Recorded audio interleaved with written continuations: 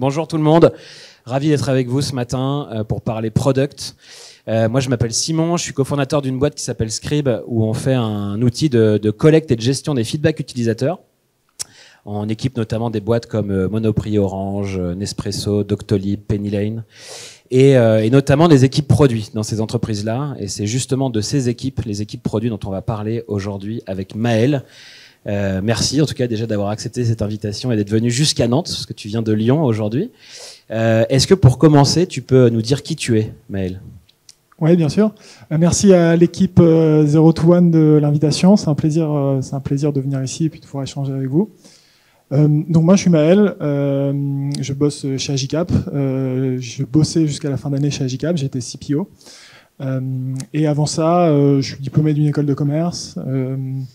J'ai eu ma première piqûre dans le monde de la tech lors de mon stage de fin d'études, et depuis j'ai enchaîné 3 expériences dans des boîtes logicielles un peu diverses et variées.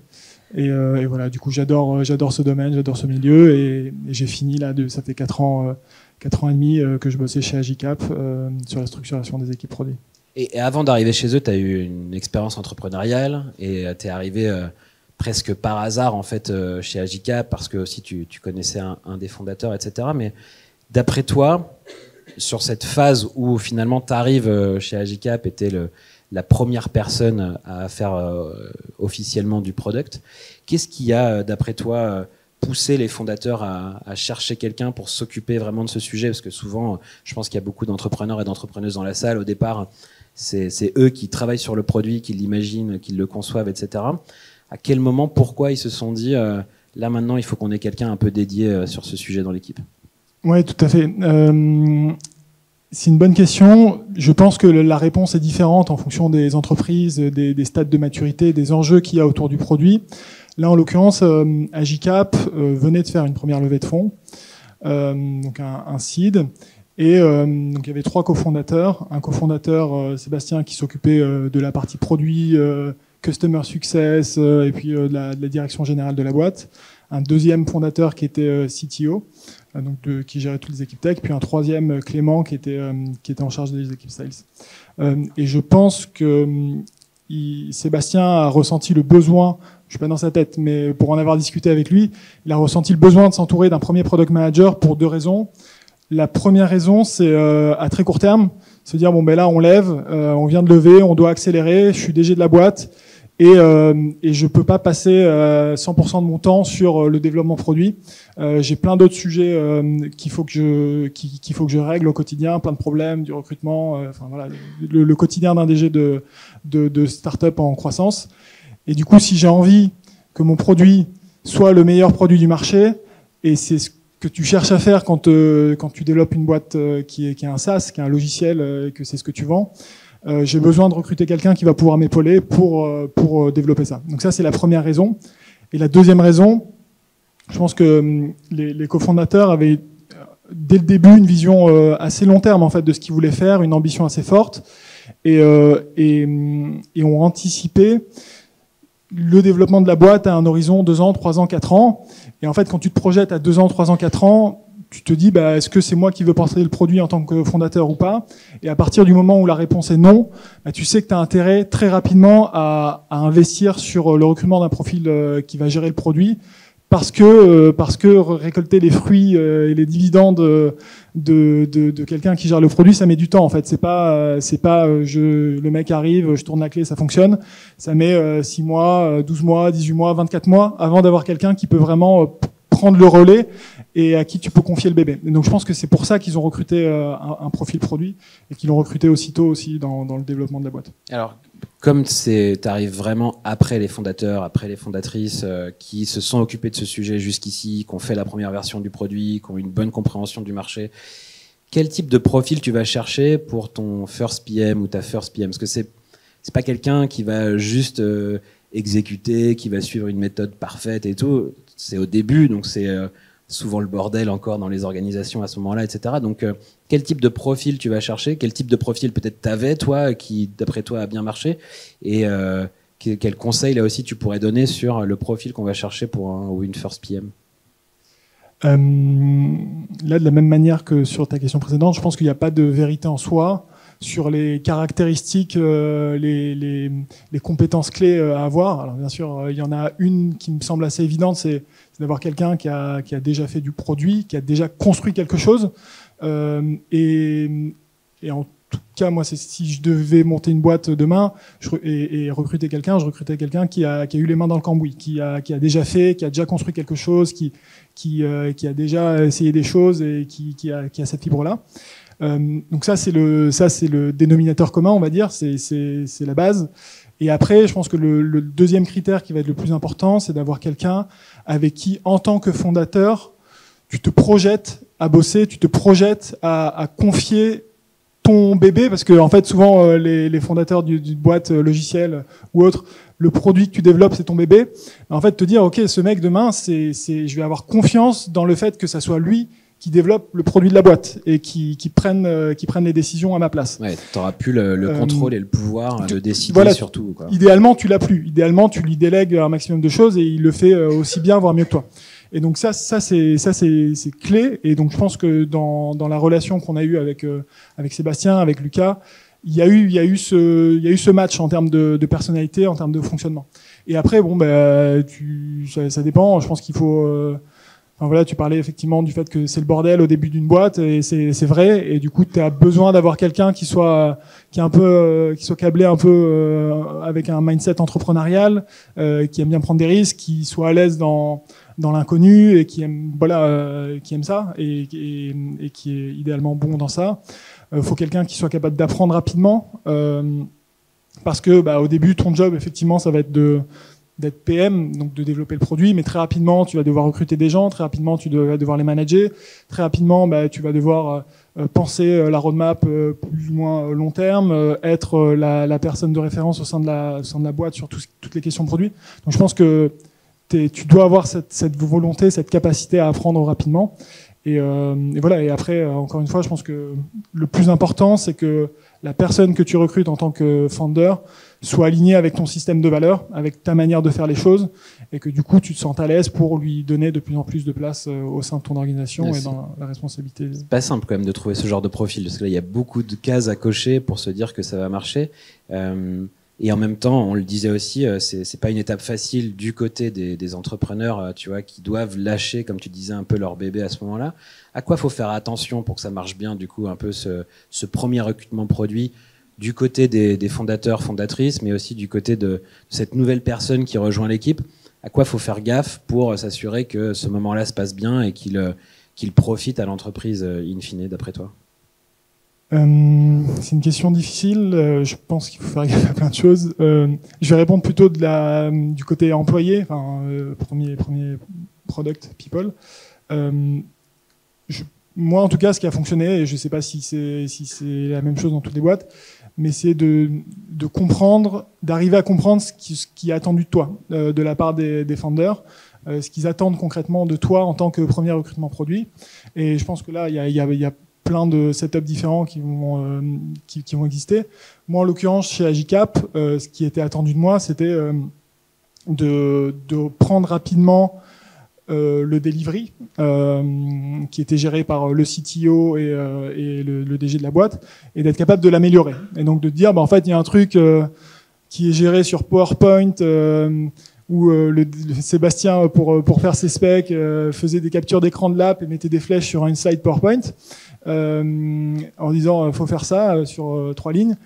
En fait, comment est-ce que on a nos 3-4 premiers développeurs qui ont été recrutés, comment est-ce qu'on met quelque chose en place qui soit mieux que ça et qui nous permette d'aller plus vite et d'avoir plus d'impact. Un peu structurer les process pour livrer des nouveautés.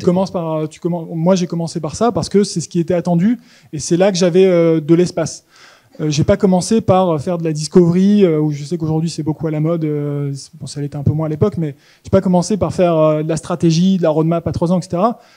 Tout simplement parce que c'est pas sur ça que j'étais attendu, et tout simplement aussi parce que je ressentais pas la légitimité d'arriver et de dire ok, en fait les clients je les connais, c'est ça qu'ils veulent, c'est comme ça qu'on va faire le truc. Non, ça c'était le taf de Sébastien, de Clément, de Lucas, qui parlait aux clients depuis 3-4 ans, qui avait je me souviens encore d'une anecdote marquante, mais on avait à l'époque où j'ai rejoint Agicap peut-être 200-300 clients. Sébastien les connaissait tous, nominativement. Et il savait le nom du mec, de l'utilisateur d'Agicap, ce que sa boîte faisait, etc. Donc en fait, il avait une connaissance du marché et des besoins des clients bien supérieure à la mienne, et c'est pas là qu'il fallait que je m'insère. Voilà. Et du coup, je pense que c'est ça, c'est arriver à comprendre ce qui est attendu de toi, le délivrer, et parce que tu arrives à le délivrer, un peu ce que disait Moussa tout à l'heure, qui était super insistant, alors à une autre échelle, mais parce que tu arrives à le délivrer, parce que tu arrives à être bon sur ce que tu fais, bah, petit à petit, les portes vont s'ouvrir, et petit à petit, en fait, les founders vont te confier de plus en plus de responsabilités. Mais ça passe par faire tes preuves sur des choses qui sont pas simples, enfin, j'allais dire toutes simples, mais non, qui sont pas forcément simples, et pas forcément sexy. Très opérationnel, en fait. Il faut délivrer. Moi, c'était l'opérationnel, mais ça se trouve demain, il y a des boîtes qui vont être très fortes sur l'opérationnel déjà, et qui vont recruter un profil plus expérimenté comme le mien, et duquel elles vont attendre qui les amène à une autre échelle sur la stratégie, sur la roadmap, etc. Et en fait, du coup, ça dépend vraiment du setup de la boîte, de sa maturité, des profils qui composent l'équipe initiale de Founder. Et donc, il n'y a pas de vérité, mais en tout cas, moi, en tant qu'employé, ce que je peux relater comme expérience, c'est voilà, d'essayer de se mettre au service d'eux et de pas avoir de hiérarchie dans les types de missions que tu vas pouvoir faire. Ton job, c'est d'avoir de l'impact. En fait, quand tu rejoins une boîte, au début, ton job, on te dit de faire ça, tu fais ça et tu fais le mieux possible. Et puis parce que tu l'as fait super bien, tu passeras à autre chose, etc. Mais de pas faire, de pas faire ta diva et de savoir te mettre au service du projet, au service du collectif pour avancer. Ok. Et donc on vient de comprendre le mindset qu'il fallait avoir, côté entrepreneur, mais aussi à la fois côté first PM quand tu arrives dans une équipe. Arrive ensuite, après ton arrivée, la phase où tu vas passer du coup de 1 à 25, puisque tu as vite recruté beaucoup de personnes dans cette équipe. À quel moment est-ce que tu as commencé à faire grandir l'équipe? Ça faisait combien de temps que toi tu étais arrivé et que tu travaillais sur le produit chez Agicap? Super rapidement en fait. Super rapidement, parce que pour resituer un peu dans le contexte et dans le moment un peu, cette expérience-là, c'était aux alentours de 2019. Enfin, moi j'ai rejoint fin 2019. On était pile poil en 2020-2021, donc le moment où il y a eu la bulle autour de la tech. Et donc, fallait aller très vite. Fallait aller très vite. Donc moi, j'ai pris mes marques 3 mois, on va dire. Puis au bout du 3e mois, je commençais à recruter déjà mon premier product manager dans mon équipe, le premier product designer, et puis derrière ça s'est jamais arrêté. Donc ça allait vraiment extrêmement vite. Je pense qu'aujourd'hui c'est quelque chose qu'on ferait peut-être un peu différemment avec l'environnement actuel, mais voilà, à l'époque ça allait super vite. Ouais. Et c'est ce qui explique qu'on soit passé de 1 à 25 super rapidement, puis de 25 à 50 aussi. Alors ces 25 premières personnes, tu dis très rapidement, c'est quoi, en combien de temps ces personnes-là sont arrivées dans l'équipe, grosso modo?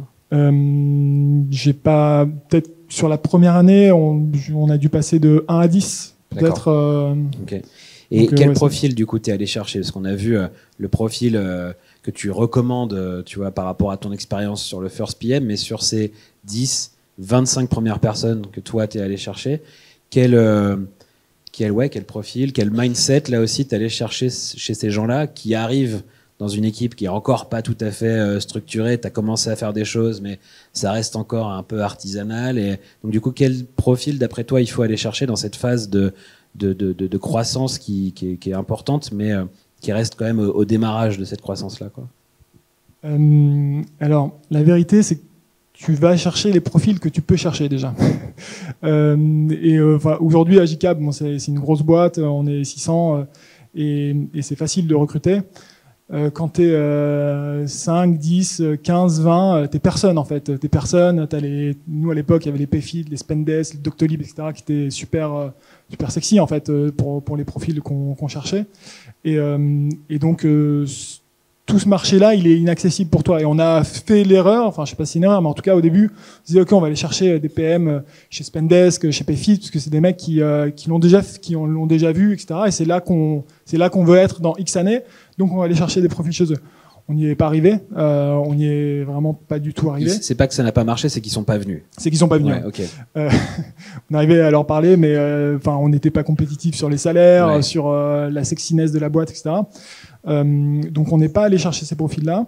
En fait, on est allé chercher des profils qui avaient eux aussi l'esprit entrepreneurial finalement, parce que on n'avait pas les atouts d'une scale-up, donc pour recruter les profils qui attendaient une scale-up. En revanche, on avait les atouts d'une startup early stage avec une promesse de scale-up. Et dans plein de boîtes, tu vas avoir plein de boîtes un peu grosses, tu vas avoir les premiers employés, souvent c'est les premiers employés pas par hasard.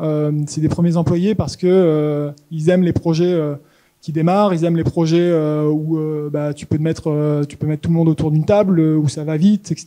Tu peux avoir beaucoup d'impact. Tu peux avoir beaucoup d'impact à titre individuel.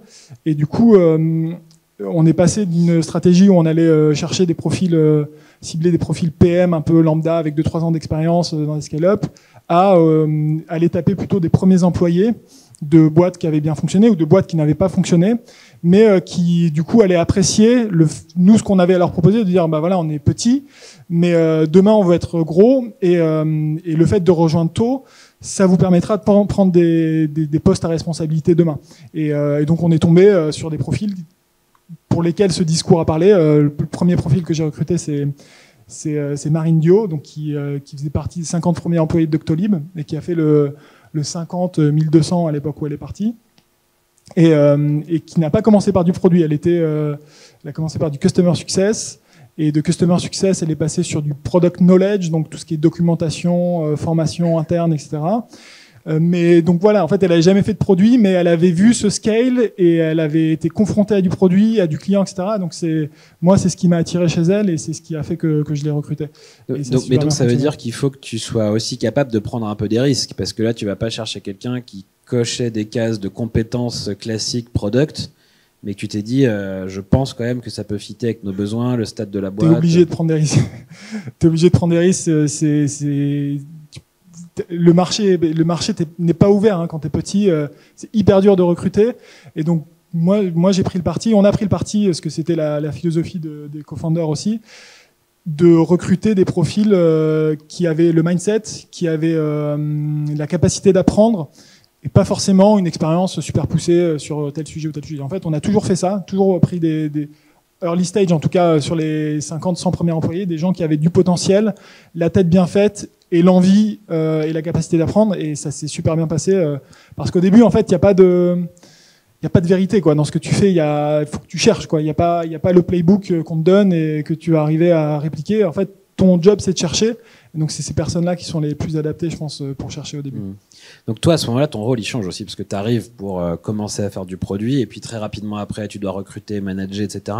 Et au départ, toi, tu es tout seul à faire du produit, donc tu es très proche des fondateurs, tu comprends bien leur vision, et t'as pas besoin à partir du moment où tu l'as compris, ça suffit pour faire ton job. Là, tu dois en plus la transmettre, cette vision, cette culture produit avec ton équipe. Comment tu fais ça? Comment tu t'assures que toutes ces nouvelles personnes qui arrivent en étant nombreuses et qui arrivent rapidement, comment tu t'assures qu'elles comprennent bien la direction produit dans laquelle vous voulez aller? Alors, en fait, du coup, moi, je me suis jamais posé cette question-là, dans le sens où je me suis jamais dit comment est-ce que je vais arriver à transmettre la culture produit. Parce qu'en fait, je crois pas au fait que chaque équipe va avoir sa propre culture et que derrière ça va fonctionner. Parce que sinon, en fait, t'as l'équipe produit qui a la culture produit, l'équipe sales qui a la culture sales, l'équipe customer success qui a la culture customer success. Et in fine, tu crées des silos au sein de ton orga et des équipes qui se parlent pas et qui collaborent pas. Ce que j'ai toujours essayé de faire en revanche, et je pense que c'est ce qui a fait que ça a fonctionné, ça a été de transmettre la culture de la boîte. La culture, les valeurs de la boîte. Alors chaque boîte va avoir sa propre culture, mais moi je sais que chez Agicap c'était la partie exigence, excellence, la partie impact, donc aller chercher l'impact le plus rapidement possible, même si c'est petit, pour pouvoir itérer dessus. C'était la partie humilité, donc pas prendre les choses pour soi, et l'aspect customer centric. Et moi c'est ça que je me suis efforcé de transmettre aux équipes, et c'est sur ça que je les ai systématiquement attendus. Et quand ça déviait sur l'une ou l'autre des valeurs, j'essayais toujours de raccrocher à ça, plutôt que de raccrocher à qu'est-ce qu'on veut faire de la stratégie produit ou qu'est-ce que c'est notre culture produit. Je me suis jamais vraiment posé cette question-là, et ça a jamais été une problématique sur laquelle on a travaillé. Mais au-delà de la culture et des valeurs, tu as aussi la direction que les fondateurs ont envie que le produit prenne. Tu vois, au départ, ils n'ont pas besoin de partager ça avec qui que ce soit parce que c'est eux qui le font eux-mêmes. Puis en fait, ils le partagent avec toi, mais tu es le seul du coup à avoir besoin un peu de cette info parce que tu es le seul à devoir délivrer. Voilà. Mais après, tu embarques des gens dans cette équipe et donc eux aussi, ils doivent comprendre finalement cette direction que l'entreprise veut avoir d'un point de vue produit. Donc ce sujet-là, comment tu arrives à bien leur transmettre ? Alors, c'est un super bon point et ça a été un vrai sujet de discussion pendant très longtemps avec mes équipes, notamment au début. Effectivement, au début, la vision elle est portée par les founders. Ils doivent arriver à te la transmettre en tant que CPO ou Head of, et à terme, tu dois arriver à la transmettre à tes équipes. La réalité, c'est que cette transmission, elle est longue et elle est compliquée à faire, et ça se fait pas du jour au lendemain, et il y a tellement de choses à gérer quand tu arrives en tant que PM, Product Designer, Product Ops au sein d'une boîte pour juste faire ton taf et délivrer l'impact que tu es censé délivrer, que moi j'ai systématiquement mis des freins sur la transmission de la stratégie, enfin de la responsabilité de la stratégie, de la responsabilité de la roadmap, de la responsabilité de plein de choses. Et ça a été compliqué parce que forcément tu recrutes des gens qui disent bah moi je comprends pas pourquoi on fait ça, pourquoi on fait pas ça, j'ai envie de faire ma roadmap à 6 mois, 1 an. C'est ça le rôle d'un PM, c'est d'avoir cette responsabilité là. Et là en fait je suis trop sur du delivery. En fait ça a été toujours une petite bataille. Il va dire oui tu le feras, mais petit à petit, tu vois. Et je pense que en tant que leader, en tant que manager, dans un environnement en hypercroissance, le risque, c'est justement d'aller trop vite. Le risque, c'est d'exposer tes équipes trop rapidement à une complexité qu'ils sont pas capables de maîtriser, pas parce qu'ils sont pas bons, mais juste parce que ça prend du temps. Et du coup, de les exposer et de les faire exploser. Et ça m'est arrivé. Je dis ça d'autant plus sereinement qu'à un moment, j'ai été obligé de lâcher parce que le truc allait trop vite. J'ai été obligé d'exposer des gens, de leur donner trop de responsabilités trop rapidement sur la vision produit, et que ça n'a pas fonctionné. Et donc, je pense que la vraie solution, c'est d'arriver à le faire étape par étape, petit à petit. Au début, mes équipes, ils étaient en charge de bien faire leur job de PM sur le delivery. Et une fois que tu fais bien le delivery, tu passes à l'étape suivante, tu peux faire ta roadmap mensuelle. Et puis une fois que tu as fait ta roadmap mensuelle pendant plusieurs mois, que tu l'as approprié, que le truc passe bien, tu fais ta roadmap trimestrielle, et ainsi de suite. Et en fait, en faisant en transmettant la responsabilité de la vision produit, de ce qu'on faisait, petit à petit, ça fonctionne mieux. Ça fonctionne parce que aussi tu disais que tu allais chercher des profils de doers un peu, quoi, des gens qui avaient déjà fait avant, qui étaient prêts à refaire en early stage comme ça, et pas des gens qui étaient déjà habitués à avoir un peu cet impact stratégique dans une autre boîte et qui n'auraient pas supporté de ne plus l'avoir, quoi, finalement. Donc là, justement, en faisant ça et en choisissant ces profils, tu passes, comme tu dis, de 1 à 10 à 25. Mais vous vous arrêtez pas là, parce que du coup, tu as continué à recruter et ton équipe, elle a encore doublé. Parce que quand tu as quitté Agicap en toute fin d'année dernière, vous étiez 50 dans l'équipe produit. C'est quoi les profils du coup? Tu vois, parce on a parlé du profil du first PM, du profil des 10, 20 premiers après qui te rejoignent. Est-ce que tu continues à chercher des doers comme ça parce que c'est ce que tu voulais, c'était la culture? Ou est-ce que quand tu arrives dans une taille d'organisation un peu plus grande, avec des process déjà en place, etc., est-ce que les gens que tu recrutes changent aussi?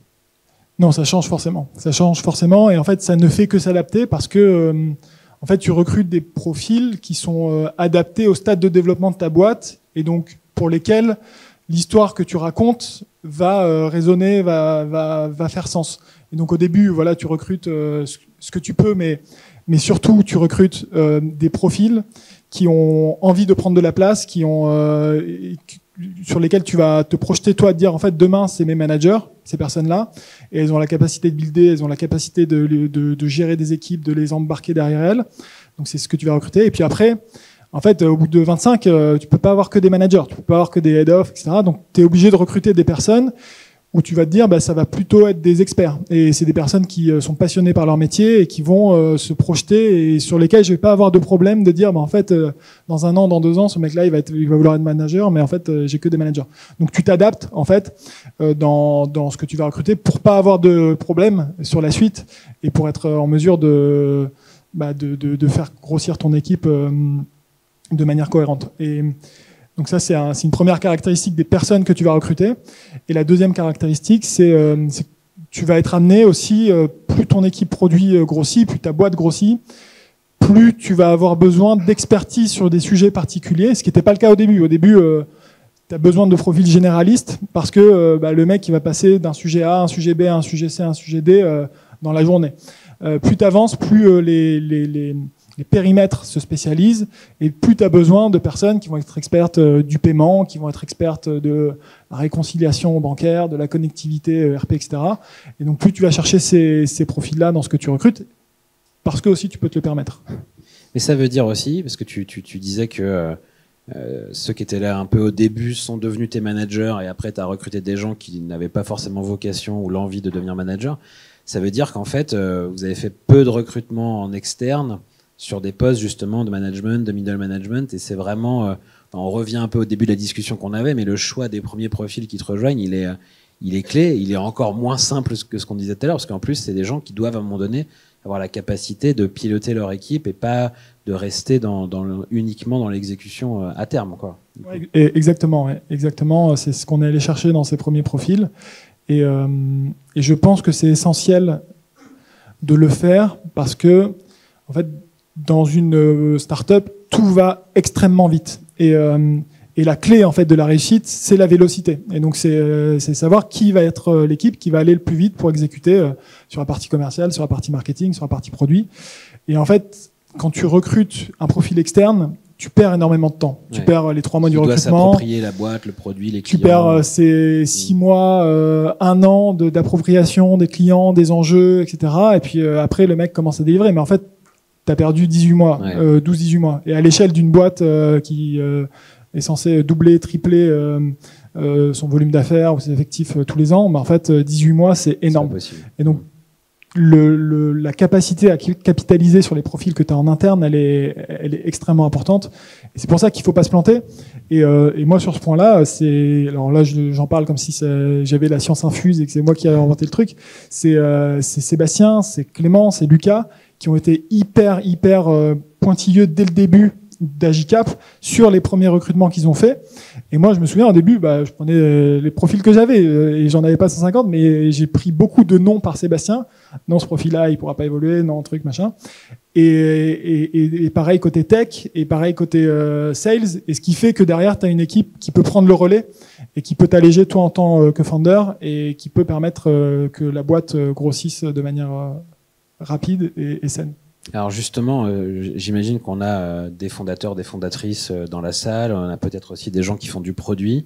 Pour conclure, tu vois, sur les 2 minutes qui nous restent, quels conseils tu leur donnerais, tu vois, à ces gens-là pour pouvoir essayer de passer là aussi de 0 à 50, tu vois, aussi vite que possible et de le faire correctement en étant efficace? C'est quoi les conseils que tu pourrais leur donner? Déjà, le premier conseil, c'est pas de passer de 0 à 50 le plus rapidement possible. Ça n'est pas une fin en soi. C'était la règle du jeu il y a 1 an, il y a 2 ans, dans un monde où le financement était gratuit et où il y avait une prime très très forte à l'entreprise qui allait exécuter le plus vite dans sa croissance. C'est moins le cas aujourd'hui. Et cette hyper croissance, elle se fait quand même à un coût très fort à plein de niveaux, au niveau de l'efficacité, au niveau des équipes, etc. Donc aujourd'hui, je pense plus que ça soit le paradigme actuel.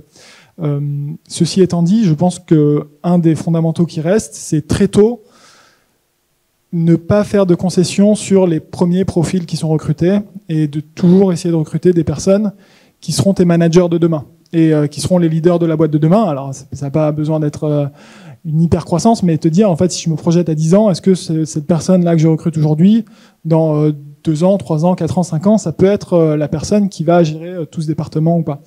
Et du coup, ça, c'est vraiment fondamental et c'est clé. Et c'est ce que je pense Agicap a réussi à bien faire sur pas mal d'équipes, qui fait que ça a eu le succès que ça a eu aujourd'hui.